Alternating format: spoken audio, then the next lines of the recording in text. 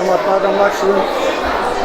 Sunmak Sökmedi diyen akşam geçirmeye sonunda Türkmenistan'ın halk artisti Sultan Orazoğlu bilen bu fırsat son aydınlarını dinlemek toplantı satışlarla uyuştuk.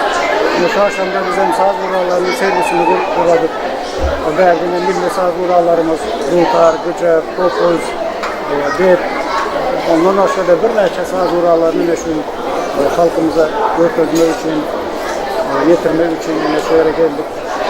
Ben 40 yıldan kovrak beri Çağlar Sünnet Mektebi'nde muallim olun işleyen, zekili yaşları yüze çıkarmak, onlara terbiye vermek, saz sünnetimize onların bilmek için alad edip ömrümü şuna başladım. Maşgalağımız ülelim şeyler güzellerimiz sazanda aldım ki şu yaş nesile terbiye vermek, saz sünnetini halkımıza getirmek için alad ediyoruz.